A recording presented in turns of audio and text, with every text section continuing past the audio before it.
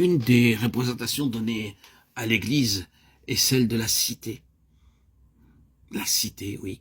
À la fin de l'Apocalypse, il nous est rappelé que l'ange, après avoir dit « Viens ici, je te montrerai l'épouse », la femme de l'agneau, Apocalypse 21, 9, enleva l'apôtre en esprit sur une grande et haute montagne, et il me montra la sainte cité.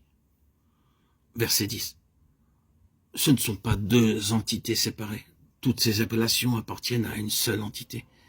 Et elles représentent la même chose, considérées au travers de différents points de vue.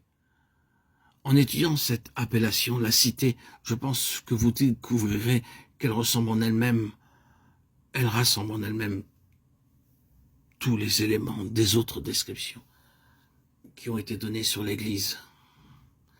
Elles se trouvent toutes réunies en celle-ci, la cité.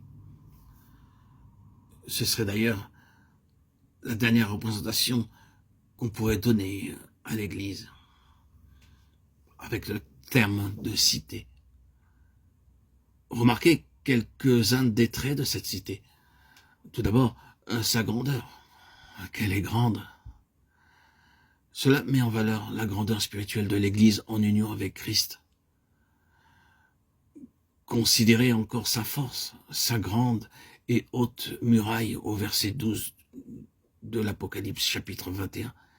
Quelle force il y a dans cette cité. C'est la force spirituelle de l'Église en union avec Christ. L'Église ne peut qu'exister, vivre, être forte qu'en étant en relation avec Christ. Elle a démontré la véracité de la déclaration « Les portes du Hadès ne prévaudront pas contre elle » Matthieu 16, 18. Le Hadès a été remué dans ses profondeurs. Il a épuisé toutes ses ressources contre l'Assemblée. Mais bon gré mal gré, l'Assemblée poursuit sa route. Et c'est une Assemblée conquérante qui se dirige vers la victoire.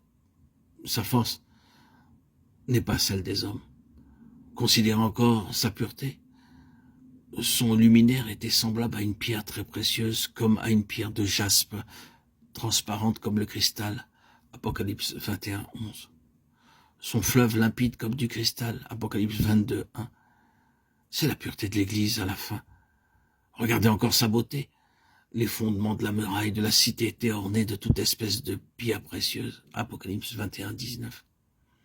C'est une cité magnifique. Ses portes de perles.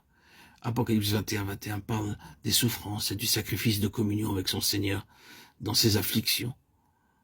Considérez sa vitalité, Apocalypse 22, 1, 2. Sa luminosité, Apocalypse 21, 11, 23, 24, 22, 5. Sa vie et sa lumière. Considérez sa plénitude de ressources. Les arbres rendant leurs fruits tout au long de l'année, Apocalypse 22, 2. Cette reproduction constante, sans interruption, quelque chose de grandiose et de différent. Et finalement, partout, le nombre 12 écrit en grand, 12 fondements, 12 portes, 12 anges, 12 000 stades.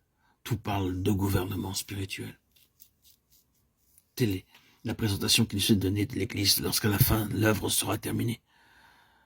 Prenons note que cela nous est présenté comme un fait établi. Présentement, nous pourrions très bien désespérer que cela puisse jamais être réalisé. Mais cette révélation prophétique nous a été donnée pour nous montrer exactement ce à quoi elle ressemblera à la fin. Peu importe comment sont les choses maintenant, bien qu'il nous importe en effet de savoir comment elles sont, cependant, dans un autre sens, peu importe comment sont les choses, car nous voyons comment il en sera à la fin. Reconsidérons la description précédente afin que lui se présentât à l'assemblée à lui-même glorieuse, une assemblée sainte, pure et sanctifiée, n'ayant ni tache ni ride, ni rien de semblable, mais afin qu'elle fût sainte et irréprochable. Éphésiens 5, 27.